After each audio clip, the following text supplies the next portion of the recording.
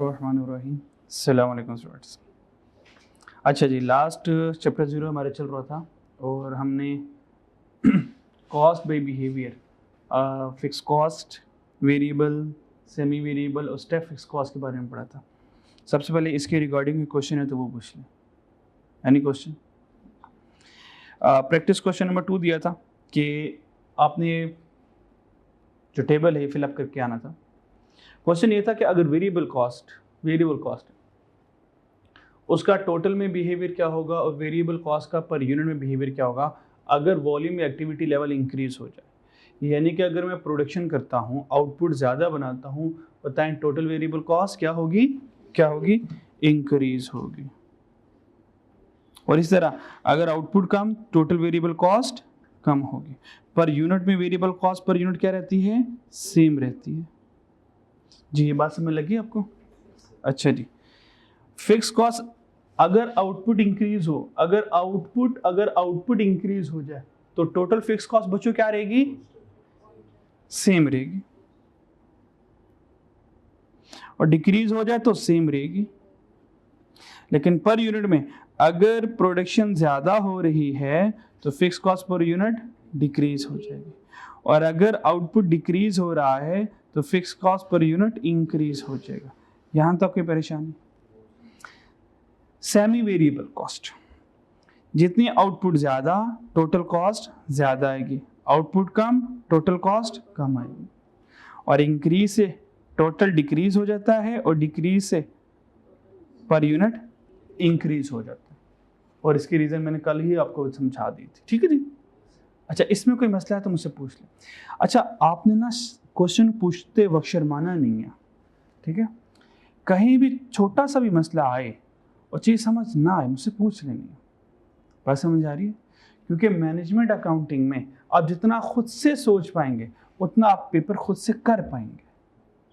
यहाँ पे financial reporting तरह स्टैंडर्ड थोड़ी बने आएंगे, कोई फॉर्मेट पर्टिकुलर थोड़ी बनने आएंगे। बने बनाए फॉर्मेट्स नहीं होने, उन फॉर्मेट के अकॉर्डिंग चलना ही नहीं है। यहाँ पे हम हर एक क्वेश्चन को अपने लिहाज से लेके चल सकते हैं। फिर भी कोशिश करूंगा जब मैं पास पेपर करवाऊंगा तो स्टैंडर्डाइज फॉर्मेट के ऊपर करवा दूं ताकि आपके लिए क्वेश्चन को सॉल्व करना आसान हो जाए, सोचना आसान हो जाए। पर कुछ इस तरह के अजीबोगरीब क्वेश्चन होते हैं, वो फॉर्मेट फिट ही नहीं आ रहे होते, वो फॉर्मेट से अपनी ही दुनिया में चल रहे होते हैं। तो अब हमें वहां पे क्या करना है? क्वेश्चन के अकॉर्डिंग सोचना है और वैसे हमने आंसर लिखना। हो सकता है वो आंसर हमारे फॉर्मेट के करीब करीब भी ना हो। बात समझ आ रही है? तो सोचना है। ठीक है जी? रट्टा नहीं लगा सकते, चाकर भी नहीं लगा सकते। ठीक है? एग्जाम्पल 1 जी जनाब, सेल्समैन सैलरी 50,000 पर मंथ, उसको 50,000 पर मंथ की सैलरी थी उसकी। ठीक है? प्लस इसके साथ साथ उसको क्या मिल रहा था? Plus ₹10 per unit sold as a commission, तो उसको 10% कमीशन मिल रहा था हर यूनिट बेचने पर। ड्यूरिंग द ईयर कितने यूनिट्स बेचे उसने? 1500 उसने यूनिट्स बेचे पूरे साल के अंदर। बताएं टोटल सैलरी कितनी हो जाएगी? इसका मतलब टोटल पूछा तो कुछ पार्ट फिक्स होगा, कुछ पार्ट वेरिएबल होगा। ठीक है जी? तो फिक्स कॉस्ट कितना हमारे पास बना? 50 क्या है? पर मंथ है। ये चीजें देखनी है। पर मंथ है, पर वीक है, पर ईयर है। पर मुझे तो total salary for the year चाहिए, मुझे तो पूरे साल की चाहिए। तो ये तो पर मंथ है, तो क्या करूंगा साल तक पहुंचाने के लिए? मल्टीप्लाई बाय 12 कर दूंगा। तो ये कौन सा हिस्सा हो गया? फिक्स हो गया। प्लस वेरिएबल कितना है? पर यूनिट के ऊपर 1500 यूनिट बेचे हैं और पर यूनिट के ऊपर 10 रुपए कमीशन मिल रहे हैं। तो 1500 मल्टीप्लाई बाय 10 करूंगा तो देखें क्या 615000 आंसर आता है। ठीक है जी? आगे चलते हैं। फिर प्रैक्टिस क्वेश्चन नंबर 3 आपको होमवर्क में दिया था। आइडेंटिफाइड सा variable, fix, step fix cost और सेमी वेरिएबल कॉस्ट। डन बच्चों? पहला वाला सेंटेंस पढ़ के क्या लगता है इसमें कौन सी कॉस्ट होगी? जी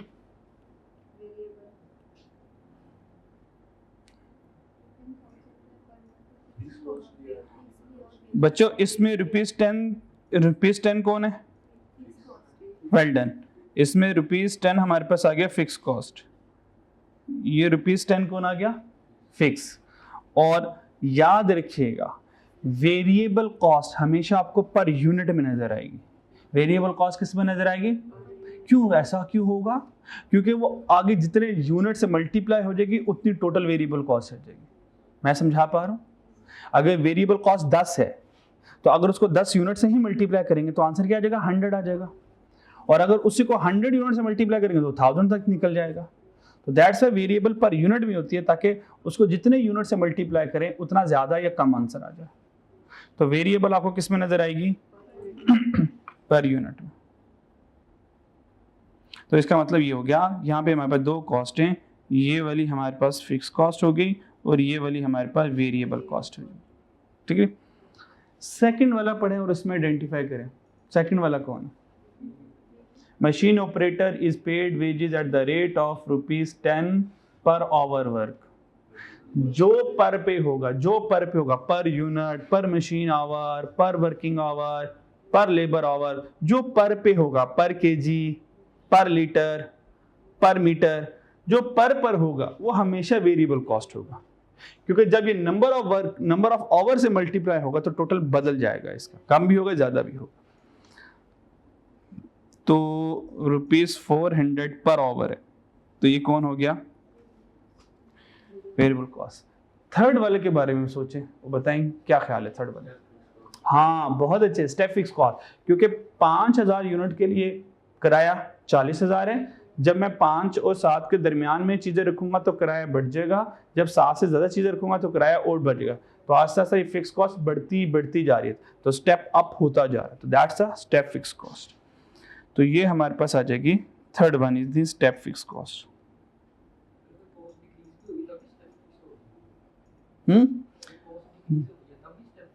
कॉस्ट डिक्रीज नहीं होगी, कैसे हो सकती है?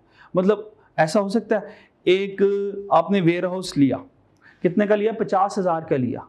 तो आप कहेंगे यार मैं जब ज्यादा चीजें रखूंगा, अच्छा अब जब 1000 से ज्यादा चीजें लेकर आएंगे ना तो फिर मैं आपको एक और गोडाउन दूंगा और वो गोडाउन मैं आपको दे दूंगा कम पर।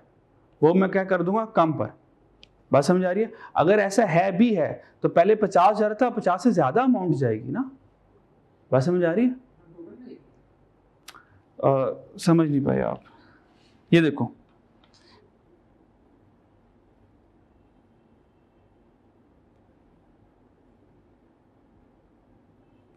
फॉर एग्जाम्पल 1000 की लिमिट है मेरी, तो मैंने 5000 पे मान ले रेंट पे गोडाउन लिया और उसकी कैपेसिटी 1000 यूनिट्स की है। 1000 यूनिट्स मैंने रख दिए, डन हो गया। ये गोडाउन फिलअप हो गया सारा, ये सारा गोडाउन भर गया बच्चों, भर गया ना, 1000 यूनिट आ गए। अच्छा अब मैंने क्या किया, मैंने कहा यार एक और गोडाउन चाहिए, थोड़ा डिस्काउंट कर दे यार, अब एक और से खरीद रहा हूँ। उसने कहा ठीक है डिस्काउंट कर दिया, एक और गोडाउन ले लो, 1000 यूनिट उसमें भी आ सकते हैं। तो इसका मतलब फर्दर मुझे एक गोडाउन मिल गया जिसमें 1000 यूनिट आ सकते हैं। कहता अब की बार 5000 नहीं लेता, आपसे 4500 ले लेता हूँ। तो मुझसे कितने पैसे ले रहा है, कितने में दे रहा है मुझे गोडाउन? 4500। कितने में दे रहा है मुझे? पहले से कम में दे रहा है, लेकिन देखो मेरी स्टेप फिक्स कॉस्ट अब तो हुई है 5 + 45, सो 9500 कराया जाएगा इन दोनों वेयर हाउस का। तो कम का तो सवाल ही नहीं पैदा होता, सही है? अच्छा ऐसा कभी हुआ है कि हमने कोई फैक्ट्री रेंट पे ली हो, तो मालिक मकान ये कि भाई साल तक किराया 50,000 का, इंशाल्लाह जब साल से आगे जाओगे ना तो मैं किराया कम कर दूंगा, अगले साल आप मुझे 4500 किराया दे देना। ऐसा कभी देखा? नहीं ना। तो फिर कम तो नहीं हो सकता ना? क्यों हो सकता है? हो सकता है तो मुझे समझा दो, तो फिर मैं आपकी बात मान लूंगा, ठीक है?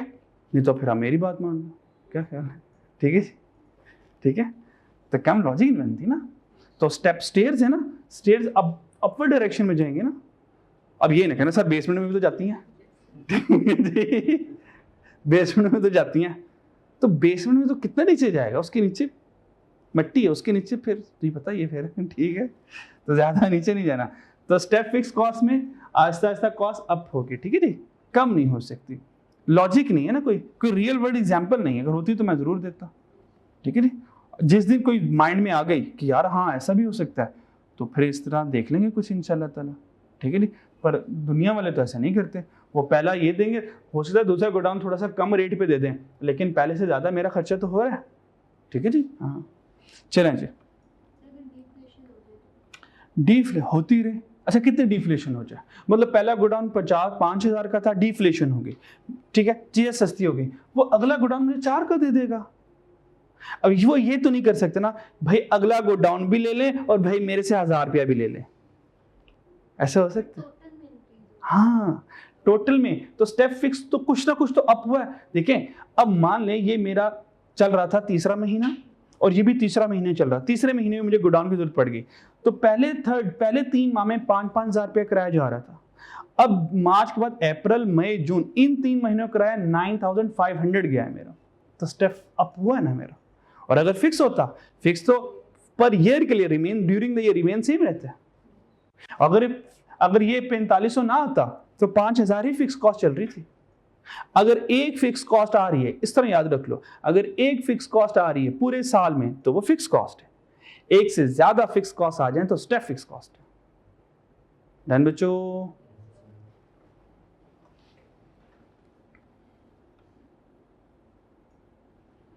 So that's a step fix cost area. तो ये 4500 का मेरा एक स्टेप अप हो गया। ये पैसों का ग्राफ है, कोई ना कैसा ही देखें बेटा, बड़ा वाला गोडाउन आ गया, छोटा वाला गोडाउन आ गया। गोडाउन ये यहाँ से लेके यहाँ तक 1000 कैपेसिटी सेम है, ये पैसे आ गए, ठीक है जी। यहाँ तक तो हमारा वो चल ही रहा था ना, ये देखो यहाँ तक तो 5,000 है, ठीक है। तो इस महीने में फॉर एग्जांपल अप्रैल में, फिर मई में और फिर जून में 5,000 तो जा ही रहा था और अब 4500 एक्स्ट्रा जा रहा है, तो 9,500 जाएगा, ठीक है। समझ आ रही है बच्चों? ओके, क्वेश्चन नंबर 4 जी, बताएं कैसे पता चला? कैसे पता चला भाई? मंथली सैलरी है भाई, मंथली सैलरी है, प्रोडक्शन का ताल्लुक ही नहीं है। मंथली सैलरी है, प्रोडक्शन का ताल्लुक ही कोई नहीं है, ठीक है। तो मंथली सैलरी है तो सीधा सीधा फिक्स कॉस्ट, बगैर देखे फिक्स कॉस्ट, प्रोडक्शन से कोई ताल्लुक नहीं। 5 वाला, हाँ, डायरेक्ट मटेरियल, डायरेक्ट लेबर हमेशा वेरिएबल होंगे। और देखें हमने क्या पढ़ा था, डायरेक्ट मटेरियल और डायरेक्ट लेबर हमेशा वेरिएबल होंगे। अगली बात सुन लें, ये दोनों हमेशा पर यूनिट में होंगे, क्योंकि पर यूनिट में वेरिएबल होता है। तो हम बाय नेम भी इनको आइडेंटिफाई कर सकते हैं और बाय वैल्यू भी इनको आइडेंटिफाई कर सकते हैं। पर आपने क्या करना है, बाय नेम जज नहीं करना कौन फिक्स है कौन वेरिएबल है। जो आज बाय नेम फिक्स है कल को वेरिएबल भी हो सकता है। बात समझ आ रही है? तो ये वेरिएबल कॉस्ट आ गया। इलेक्ट्रिसिटी बिल ना सेमी वेरिएबल होता है, बिजली का बिल सेमी वेरिएबल है। अपने अब्बा जी से पूछना जरा, वो आपको बताएंगे, वो तो बिल को इच्ची बिच्ची करके देखते हैं पूरा, ठीक है जी। अगर आपने फॉर एग्जांपल आप घर पे हैं ही नहीं, पूरा महीना घर पे नहीं है, आपने एक बल्ब भी नहीं जलाया, क्या उस महीने बिल नहीं आएगा? सोचो जरा, आगे कि नहीं आएगा? अच्छा, उस महीने जो बिल आएगा उस बिल में पैसे किस चीज़ के होंगे? हमने यूनिट तो कोई जलाया ही नहीं है, we didn't burn any unit, तो भाई उसमें फिक्स कॉस्ट होती है। कोई मीटर चार्जेस होंगे, कोई लाइन चार्जेस होंगे, ठीक है, कोई टैक्स वगैरह होगा, ठीक है नहीं। तो कुल मिला के कोई 200, 300, 400, 500 तो आपसे बिल लेंगे ही लेंगे। तो वो कौन सा हिस्सा हुआ फिर? क्योंकि उसका ताल्लुक यूनिट जलाने से था ही नहीं, आपने कोई यूनिट नहीं जलाया फिर भी आया। तो इसका मतलब इलेक्ट्रिसिटी बिल में कितनी कॉस्ट होती हैं? 2 कॉस्ट होती हैं, फिक्स भी प्लस वेरिएबल भी। तो इसका मतलब ये होगा सेमी वेरिएबल कॉस्ट हो जाएगा। इसी तरह जो टेलीफोन होता है वो लैंडलाइन वाला, तार वाला, मोबाइल फोन नहीं। देखो मोबाइल फोन में आपके पास बैलेंस नहीं है तो क्या कोई बिल आएगा? बैलेंस नहीं है तो नहीं है, फिर बात समझ आ रही है? लेकिन लैंडलाइन फोन है, तार वाला फोन है, ऑफिस में जो फोन होते हैं, तो अगर उन्होंने कोई कॉल नहीं किया तो क्या उस महीने बिल नहीं आएगा? उनका आएगा। उस महीने में जो बिल आएगा कहेंगे भाई मेंटेनेंस चार्जेस कुछ होते हैं, तारे शारे कट जाती हैं, वो भी तो हम आपकी सही करते हैं ना, फ्री में मुफ्त में आके, ठीक है जी, तो उसके ऊपर तो खर्चा लगता ही है। तो क्या करते हैं, fix charges plus number of calls, call ज़्यादा बिल ज़्यादा, कॉल कम बिल कम। तो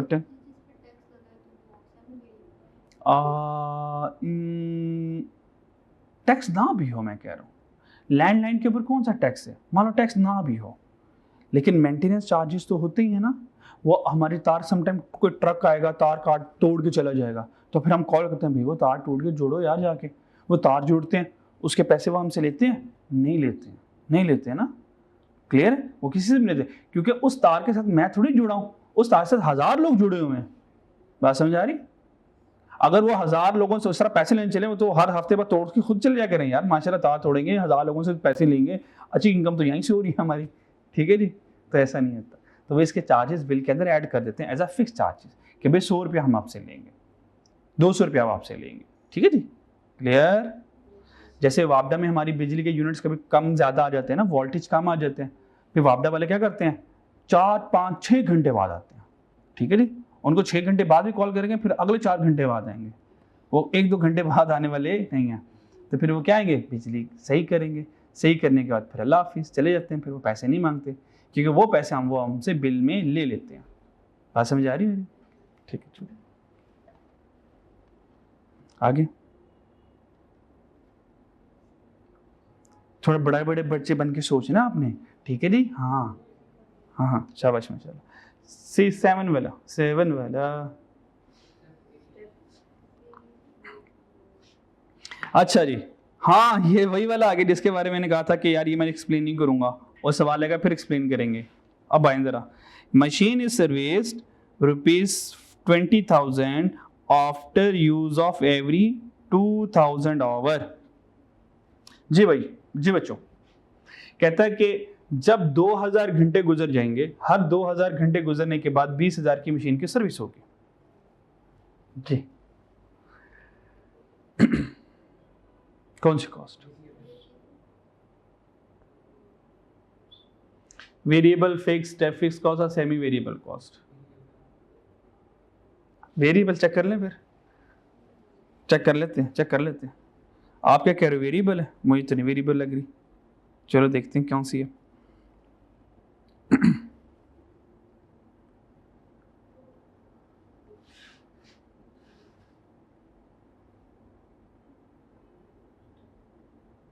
अच्छा जी,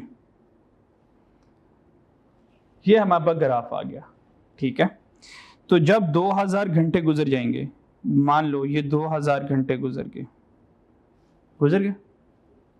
2000 आवर,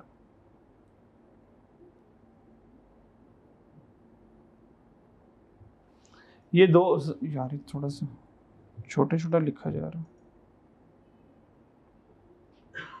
ये 2000 घंटे गुजर गए। जब 2000 घंटे गुजर गए तो यहां पे एक खर्चा मेरे सामने आया, दैट इज द 20,000, ठीक है। मान लो ये 2000 घंटे गुजर गए सितंबर में, साल खत्म नहीं हुआ अभी, साल खत्म नहीं हुआ, मेरी बात समझ आ रही। अच्छा, बल्कि इसको और रियलिस्टिक बना लेते हैं, मान लें ये हमारे पास जून के एंड में 20,000 घंटे पूरे हो गए, 20,000 का खर्चा आ गया, मेरी बात समझ आ रही, ओके। फिर हमने दोबारा मशीन चलाई, ऑर्डर ज़्यादा थे, डिमांड ज़्यादा थी, मशीन ज़्यादा चली, तो हमने क्या किया, 2000 घंटे मशीन और चला ली।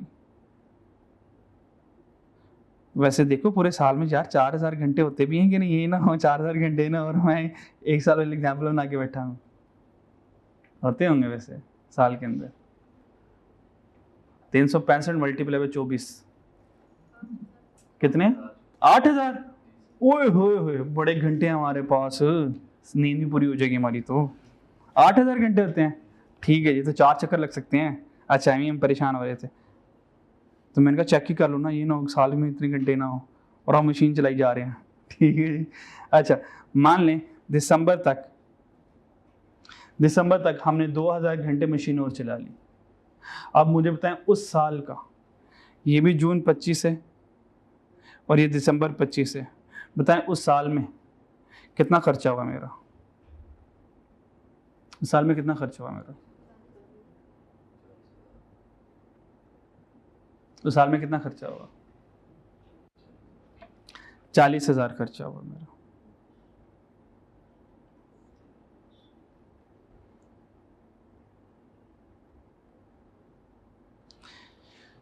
स्टेप फिक्स कॉस्ट लग रही है, स्टेप फिक्स कॉस्ट लग रही है।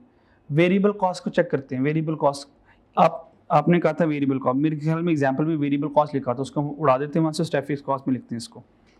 Machine is service for 20,000 after every use of 2,000 hour, ठीक है। जब 20,000 घंटे गुजरेंगे तो 20,000 की सर्विस होगी।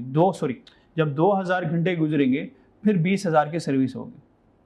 मान लो पूरा साल गुजर गया, 2,000 घंटे पूरे नहीं हुए।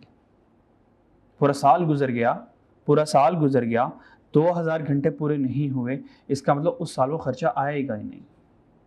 अगर फिक्स होता तो आता, वेरिएबल होता फिर भी आता, क्योंकि उस साल मशीन तो चली है।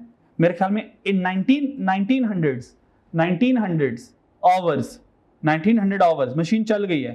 तो जब 1900 आवर मशीन चली होगी तो यूनिट तो बने होंगे, और अगर वेरिएबल कॉस्ट होती तो उसको आ जाना चाहिए था, वो नहीं आई। इसका मतलब स्टेप फिक्स कॉस्ट, क्योंकि ना इसमें फिक्स कॉस्ट वाला क्राइटेरिया पूरा हो रहा है, ना इसमें वेरिएबल कॉस्ट वाला क्राइटेरिया पूरा हो रहा है। बात समझ आ गई? और हाँ, अगर साल में 2 मरतबा 2,000 यूनिट्स आके तो स्टेप अप हो जाएगा एक। अगर ये फिक्स होता तो 40 ना होता, 20 ही रहता। और जी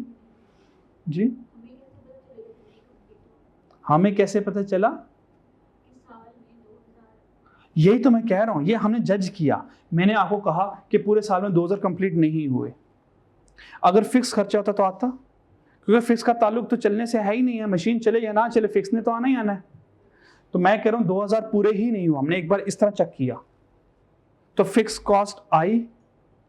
पूरा साल पूरा महीना 2,000 घंटे पूरे नहीं हुए मान लें, या पूरा साल 2,000 घंटे पूरे नहीं हुए, तो क्या 20,000 का खर्चा आएगा? नहीं आएगा ना। 2,000 घंटे पूरे नहीं हुए तो मैं सर्विस क्यों कराऊंगा? सर्विस तब करवानी है जब मशीन के 2,000 घंटे पूरे होंगे। मैं कह रहा हूं पूरा साल गुजर गया, 2,000 घंटे पूरे नहीं हुए, तो क्या मशीन की सर्विस कराऊंगा उस साल? तो खर्चा नहीं आया। तो अगला सवाल मेरा ये है, अगर ये फिक्स होता तो 20,000 आ जाता, तो फिक्स तो नहीं हुआ, ये तय हो गया। ओके, वेरिएबल कॉस्ट तब आती है, अब एक यूनिट बनाए वेरिएबल कॉस्ट आ जाती है। आपको क्या लगता है पूरा साल जब मशीन चली होगी, बेशक 2,000 घंटे पूरे नहीं हुए, मान लो पूरे साल में 1900 आवर्स कंप्लीट हुए, 1900 1 घंटा रह गया, हमने कहा यार ये पूरा होगा 1 घंटा और होगा तो 2,000 बनेंगे, फिर हम सर्विस करवाएंगे। ये जो 1900 घंटे पूरा साल मशीन चली है, क्या यूनिट नहीं बने होंगे? और अगर यूनिट बने तो इसकी कॉस्ट तो आनी चाहिए थी, तो वो भी नजर नहीं आ रही। तो फिर कौन सी कॉस्ट बनती है? अगर फिक्स नहीं है, अगर वेरिएबल नहीं है, तो फिर स्टेप फिक्स कॉस्ट बन जाती है। बात समझ आ रही है? और फिर मैंने एक और एग्जांपल दी कि अगर 2,000 साल के अंदर 2 मतलब पूरा हो जाए, तो देखिए कॉस्ट पहले 20 थी फिर 40 हो गई, स्टेप अप हो गया। क्या ख्याल? चलें जी, ये हमने ऊपर कहां पे लिखा हुआ था? ओह, वो कोई और चीज है। अच्छा, okay. Machine overhauling, machine part replace at every 10,000। ठीक है, ये नहीं, ये वो कॉपी पेस्ट मेरे से गलत हुआ है, इसको उड़ाएं यहाँ से, टोटल वेरिएबल कॉस्ट से उड़ाएं इसको, और इसको यहाँ से उड़ा के स्टेप फिक्स कॉस्ट में ले जाएं।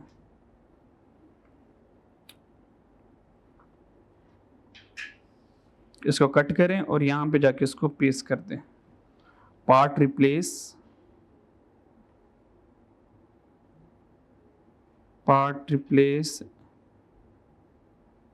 एट एवरी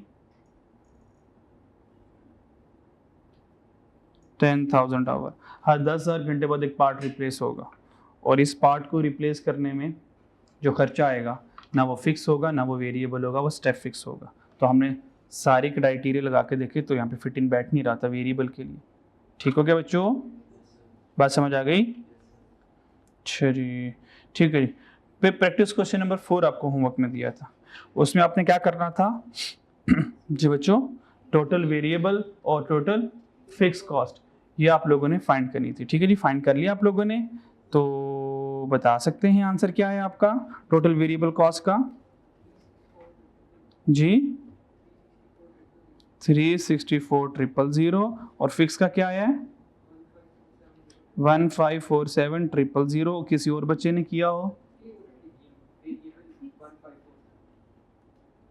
नहीं, अब ये वेरिएबल मैंने सही लिखा है, ऑपोजिट लिख दिया। ठीक है, 364 इधर आ गया, 364,000 इधर आ गया और 1547,000 इधर आ गया जी। इसके अलावा इस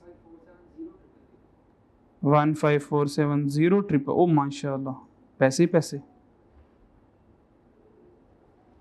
15 मिलियन, वो तेरी खैर जी। इसके अलावा किसी के आंसर आए हो? 454,000 और वेरिएबल वाला 347,000। इसके अलावा किसी का आंसर आया हो? वेरिएबल का सम 20,000, 720,000 ओके। और फिक्स का 454 और यहाँ से आपका 720 है। अब ठीक है, देखते हैं इनमें से कौन सा आंसर सही है। ठीक है जी, अब जरा मेरे साथ कैलकुलेशन कर लें, मिलजुल के कर लेते हैं इंशाल्लाह। मिलजुल के करेंगे तो इंशाल्लाह सही हो जाएगा। ठीक है, लेकिन घर में अपने अपना ही करना है अपना। ठीक है जी, तो हम दो हेडिंग्स बना लेते हैं, टोटल वेरिएबल कॉस्ट और टोटल फिक्स कॉस्ट। ठीक है बच्चों,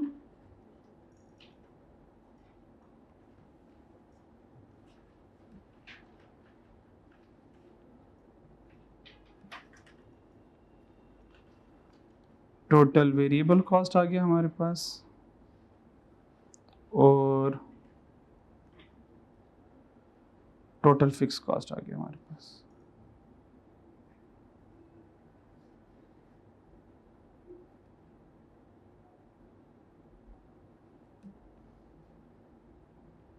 अच्छा, इस स्क्रीन में नजर आता है ना आपको, सही विजिबल है ना कि बोर्ड पे करवा दूं?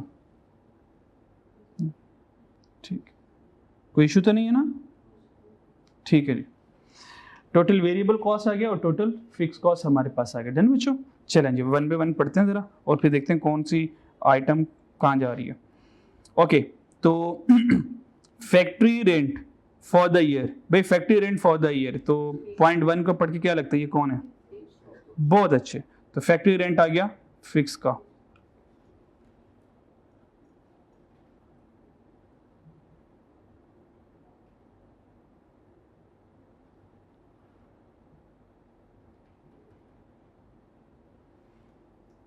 सो नंबर 1 आ गया फैक्ट्री रेंट। कितना फिक्स है? तो यहां पर आ जाएगा 240,000। ठीक है बच्चों, नेक्स्ट वाला, insurance premium paid for factory asset was 80,000 for the year. Check करिए पर यूनिट में नहीं है और ये 80,000 फॉर द ईयर है, पूरे साल का है, तो इसका मतलब है कि ये फिक्स होगा। मैंने इंश्योरेंस प्रीमियम के वर्ड को देखकर नहीं फैसला किया कि ये फिक्स है, ये बात याद रखिएगा। मैंने इंश्योरेंस प्रीमियम पूरा पढ़ा और एंड में इसके अमाउंट को देखा कि अमाउंट किस पैटर्न पर आ रही है, क्या टोटल पर आ रही है पर यूनिट पर आ रही है। तो इंश्योरेंस प्रीमियम फिक्स होता है बाय नेम, लेकिन हम बाय वैल्यू भी देखेंगे इसको। ठीक है जी, तो इंश्योरेंस प्रीमियम 80,000 फिक्स आ गया।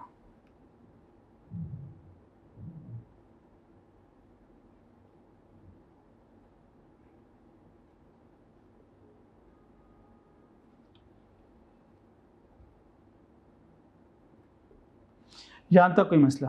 ठीक है, question number part 3, transportation paid for purchase of raw material to the transport company at the rate of ₹5 per unit. आपको पता हर वो चीज जो पर यूनिट पर होगी वो वेरिएबल होगी, ये पर यूनिट आ गया। Total raw material purchase during the year, 50,000 unit purchase किए at a price of rupees, उनकी प्राइस क्या थी ₹60 पर यूनिट। ये सब कुछ क्या है मेरे पास? Variable cost. अब दो तरीके हैं, ये है रॉ मटेरियल को खरीदने की कीमत, purchase price of the raw material, और ये इसकी कैरेज इनवर्ट आ गया। आपको पता है कैरेज इनवर्ट परचेज में ऐड होता है। अब सेपरेट भी कर सकते हो, लेकिन थोड़े से बड़े बन जाओ, 60 में 60 में 5 इधर ही ऐड कर लो, तो 60 में 5 ऐड करेंगे तो 65 आ जाएगा, 65 मल्टीप्लाई बाय 50 करेंगे तो आंसर आ जाएगा। डन बच्चों। थर्ड वाला क्या है, परचेज ऑफ रॉ मटेरियल। अलग अलग रखना चाहो अलग अलग भी रख सकते हो, अलग रखना है कंबाइन रखना है, जल्दी बता दें। Combine. Purchase and transportation, purchase and transportation of raw material.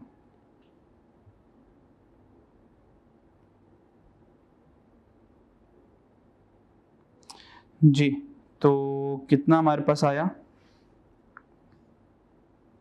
50,000 multiply by 65। ठीक है जी, आंसर कितना आया, 3250,000, ये हमारे पास आ गया। ठीक है, फोर्थ वन वाला पढ़ते हैं, उसमें देखते हैं क्या चीज़ है।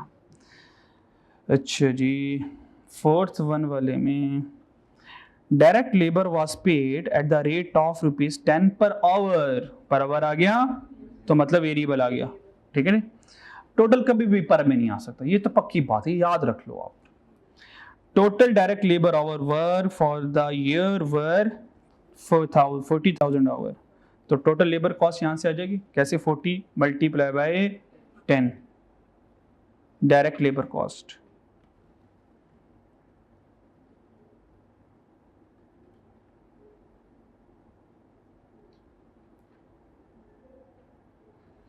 डायरेक्ट लेबर कॉस्ट, जी भाई, डायरेक्ट लेबर कॉस्ट कितनी आ रही है, 40,000 ही था, और 1 आवर के कितने पैसे ले रहा है वो, 10।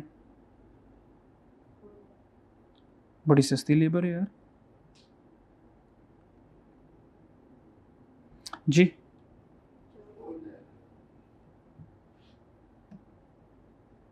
₹4 लाख आ गया।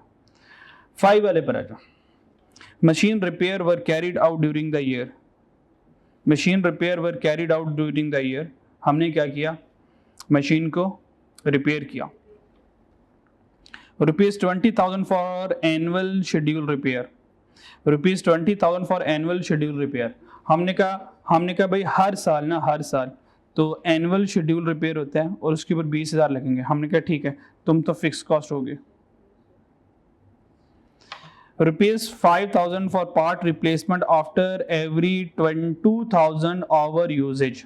अच्छा, कहता है ₹5,000 फॉर पार्ट रिप्लेसमेंट, हम पार्ट रिप्लेस करेंगे जब मशीन 2000 घंटे चल जाएगी, जब मशीन 2000 घंटे चल जाएगी। तो जैसे 2000 घंटे चलेगी तो 5000 का एक पुर्जा चेंज हो जाएगा, फिर आगे 2000 घंटे चल जाएगी, फिर 5000 का पुर्जा चेंज हो जाएगा। तो स्टेप फिक्स कॉस्ट आ गई, ये तो स्टेप फिक्स कॉस्ट आ गई। अब इस स्टेप फिक्स कॉस्ट को अब हम क्या करें, इसको कहाँ पे लेके जाएं, ना ये स्टेप फिक्स कॉस्ट, ना ये प्योर फिक्स कॉस्ट है, ना ये वेरिएबल कॉस्ट है। ठीक है, और टोटल कॉस्ट तो वैसे भी नहीं है। ठीक है, अच्छा अब हम इसका क्या करेंगे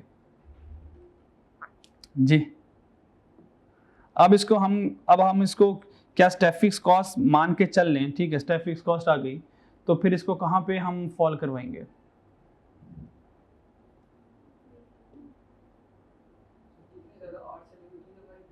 हाँ, यहाँ पे एक प्ली ये ली जा सकती है सर, ये देखें, ये जो 5,000 का खर्चा आएगा ये 2000 पर जाकर 5,000 होगा, लेकिन अगर 2000 मुकम्मल नहीं भी किए, जिस तरह फाइनेंशियल अकाउंटिंग अक्रूवल बेसिस पे चलती है ना, अक्रूवल बेसिस पर, कि अगर आपका फ्यूचर एक्सपेंस होना है आप उसको आज ही रिकॉर्ड कर लो। ठीक है, आज ही रिकॉर्ड कर लो। ठीक है, ताकि आपका जो प्रॉफिट है वो ओवरस्टेट ना हो सके, क्लियर, और एक्सपेंस अंडरस्टेट ना हो सके। तो अब ये 2000 हो या ना हो, जब मशीन चलेगी, प्रोडक्शन हो रही होगी, तो ये 5000 इवनली आना शुरू हो जाएगा यार, हर महीने 500 आना शुरू हो जाएगा। जिस तरीके से हम डेप्रिसिएशन कैलकुलेट करते हैं, अगर डेप्रिसिएशन है हमारे पास स्ट्रेट लाइन मेथड, तो उसको हम फिक्स में ले जाते होते हैं। उसको हम किस में ले जाते हैं, फिक्स वन, क्योंकि हर साल सेम अमाउंट ही डेप्रिशिएट हो रही होती है। लेकिन अगर डेप्रिसिएशन हो रही है यूनिट्स प्रोड्यूस मेथड पर, ये पढ़ा होगा आप लोगों ने, यूनिट प्रोड्यूस मेथड पर डेप्रिसिएशन हो रही है, तो फिर इसका मतलब जितने यूनिट्स बनेंगे उतनी डेप्रिसिएशन होती है, जितने यूनिट्स कम बनेंगे उतनी डेप्रिसिएशन कम होगा। अब ये वाली डेप्रिसिएशन वेरिएबल नेचर की है जो कि आउटपुट के साथ जुड़ी हुई है। मेरी बात समझ आ गई?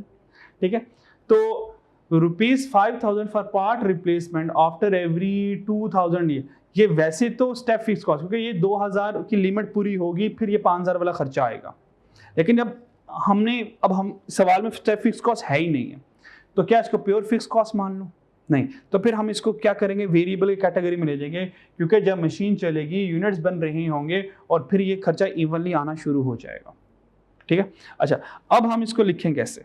और during the year machine was used 6000 घंटे, 6000 घंटे मशीन चली है, 6000 घंटे मशीन चली है, तो 2000 चलने पर 5000 का खर्चा आ रहा है, फिर अगले 2000 घंटे पर फिर 5000 का आया होगा, फिर अगले 2000 घंटे पर फिर 5000 आया होगा, तो 6000 के लिए कितना खर्चा आया होगा?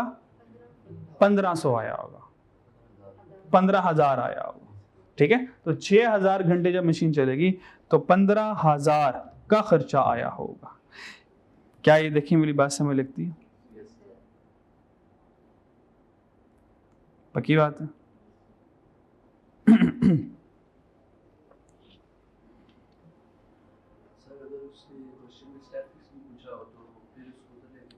पर हमारे पास टोटल में स्टेप फिक्स कॉस्ट चीज नहीं होती ना, ये तो सिर्फ नेचर वाइज हमने पढ़ लिया। कैलकुलेशन वाइज हमारे पास फिक्स कॉस्ट होती है, वेरिएबल कॉस्ट होती है और टोटल कॉस्ट होती है, तो हमने इन्हीं में रहना होता है।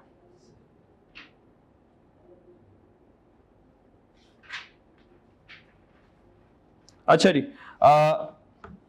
बच्चों ये देखो जरा, अगर वो यहाँ पे कह देता, अच्छा यहाँ पे तो आपने सादा सादा हिसाब लगा लिया ना कि 2000 का 5000 था तो 6000 का 15000 बन गया, मल्टीप्लाई बाय 3 कर दिया, क्योंकि ये इससे 3 टाइम्स ज्यादा है ना, तो आपने उसको 3 टाइम्स ज्यादा कर दिया। अगर ये होता 55, ये 5500 होता तो फिर क्या कर पाते? फिर तो नहीं आपका ऐसा हिसाब लग सकता है ना। अगर इफ मैं दोबारा, बल्कि मैं लिख देता हूं, अगर ये 5500 होता तो बताएं अब पार्ट रिप्लेसमेंट का कितना खर्चा रिकॉर्ड करते? 10,000 या उससे ज्यादा, 10 और 15 के दरमियान में शायद 13,750। तो अब क्या करेंगे, अब प्रॉपर इसकी रेशियो बनाएंगे। कैसे रेशियो बनेंगे? ये देखें, ये 5000 का खर्चा आता है 2000 पे, तो अगर मैं 5000 को 2000 से डिवाइड कर दूं तो ये 1 घंटे का खर्चा आ जाएगा। मुझे कितने घंटे चाहिए? 6000, मल्टीप्लाई बाय 6000 करूंगा तो 6000 घंटे में कितना खर्चा आएगा वो आ जाएगा। सिंपल से क्लियर हो गया? तो इसकी मैं कैलकुलेशन कैसे करूंगा? इसकी मैं करूंगा 5000 रुपीज 5000, तुम आओगे हर 2000 घंटे पर, तो जब 5000 को 2000 से डिवाइड करूंगा, अब जो खर्चा आएगा वो पर आवर का 1 घंटे का आ गया। मुझे कितने घंटे का खर्चा चाहिए? 6000 का, तो मल्टीप्लाई बाय 6000 कर दूंगा तो 6000 घंटों का खर्चा आ जाएगा मेरे पास 15,000। तो ये 15,000 मैं ऐसे लिखूंगा। अब बेशक वो 6000 घंटे कह दे, 5500 कह दे या 5200 कह दे, हमें कोई टेंशन नहीं है हमें। ठीक है जी, क्लियर? तो इसको हम ले जाएंगे जी बच्चों, किस में ले जाएंगे? वेरिएबल कॉस्ट में ले जाएंगे। तो फिक्स कॉस्ट आ गया 20,000 का, और मशीन रिपेयरिंग की नाम से, और मशीन रिपेयर 5 वाला आ गया, मशीन रिपेयर, और पहला वाला खर्चा आ गया हमारे पास 15,000 का, और दूसरे वाला खर्चा हमारे पास आ गया कितना बच्चों? 20,000 का। ठीक है बच्चों, कोई मसला इसमें? ठीक है जी, आगे चलते हैं। Next, electricity bill for the year comprises of the following. अच्छा, वो हमें ऑल्दो पता है कि इलेक्ट्रिसिटी बिल सेमी वेरिएबल है, तो एग्जामिनर क्या करेगा, आपको दो खर्चे यहाँ पे बताएगा, फिक्स भी और पर यूनिट पे भी। अच्छा मान लो वो आपको ये फिक्स वाला खर्चा नहीं बताता, वो ये नहीं बताता, तो हम क्या जिद करेंगे उससे, भाई वो इलेक्ट्रिसिटी बिल तो सेमी वेरिएबल होता है, तुमने सिर्फ वेरिएबल बताया, फिक्स है तुमने बताया नहीं, तो नहीं बताया तो नहीं बताया, इग्नोर करेंगे, जीरो ले लेंगे। बात समझ आ रही है? तो जो होगा उसी के ऊपर यकीन करेंगे, ठीक है जी।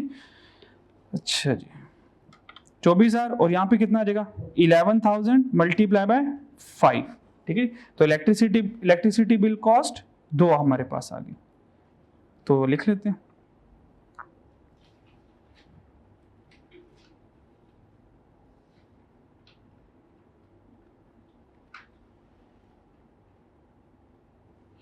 इलेक्ट्रिसिटी बिल कॉस्ट बच्चों कितनी, पहले वाला क्या वेरिएबल वाला कितना है बच्चों, फिक्स 24,000 है, ठीक है ये लिख लेते हैं 24,000, और वेरिएबल वाला बच्चों 55,000। ये कैलकुलेट करके डायरेक्ट आंसर बता रहे हो?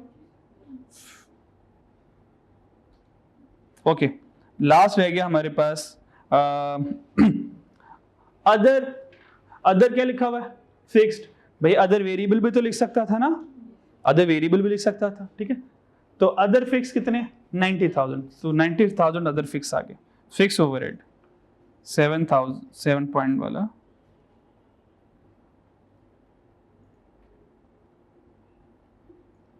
फिक्स ओवरहेड बच्चों कितने आ गए जी, फिक्स ओवरहेड 90,000 आ गए, ठीक है जी। अब इन दोनों को टोटल कर लेते हैं इंशाल्लाह, तो यहाँ से हमारे पास आंसर आ जाएगा। इसका टोटल कर ले और इसका टोटल कर ले, एक वेरिएबल को कर ले, बॉयज आप लोग फिक्स को कर लो, गर्ल्स आप लोग वेरिएबल्स को कर लो, तो दोनों इंशाल्लाह हमारे पास आ जाएंगे।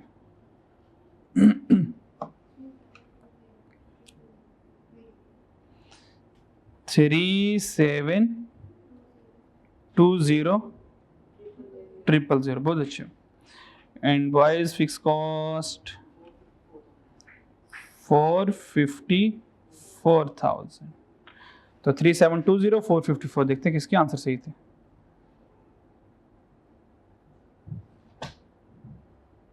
$454 तो आप लोगों ने सही किया था, ठीक है, वेरिएबल में थोड़ा सा प्लस माइनस हो गया था, ठीक है ठीक है गुड।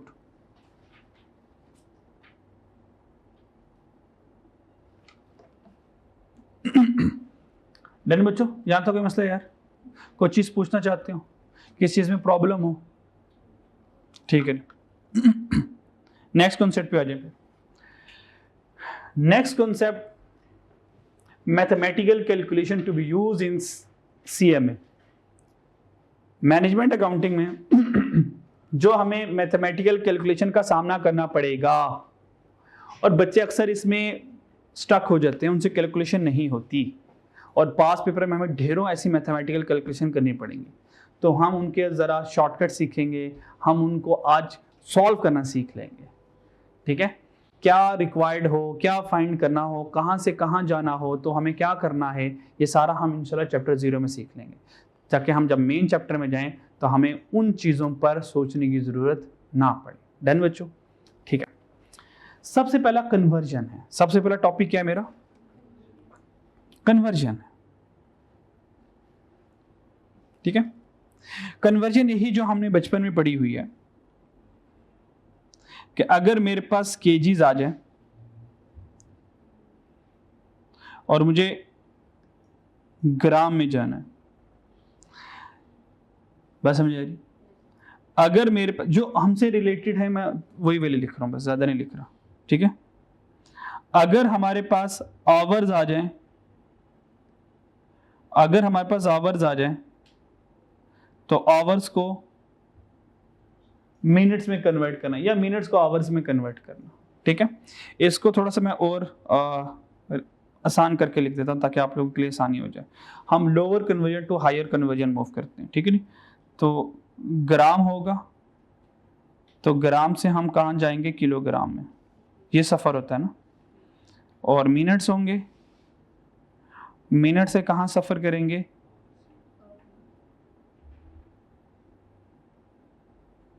आवर्स में होंगे। और लीटर एमएल में बहुत कम होता है, मेरा ख्याल वो इतना होता है, और लीटर एमएल तो सेम ही हो जाएगा। ओह अच्छा, वो मैंने किलोमीटर लिख दिया, ठीक है, क्योंकि मटेरियल नॉर्मली केजी में होगा और हो सकता है अगर मटेरियल लीटर में आ जाए, कोई लिक्विड हो जाए, एमएल होगा तो वो लीटर में आ जाएगा, ठीक है। ठीक है, बस यहीं से समझ लग जाएगी आपको। अब मुझे बताएं ग्राम और किलोग्राम में कन्वर्जन रेट क्या होता है? 1000 होता है, मुझे नहीं पता डिवाइड करने मल्टीप्लाई करना, बस इन दोनों का कन्वर्जन रेट 1000 होता है, बस हमें ये चाहिए। मेरी बात समझ आ रही? मिनट और आवर्स का कन्वर्जन रेट क्या होता है? 60 होता है इनका 60 होता है। मिलीलीटर और लीटर का कन्वर्जन रेट क्या होता है?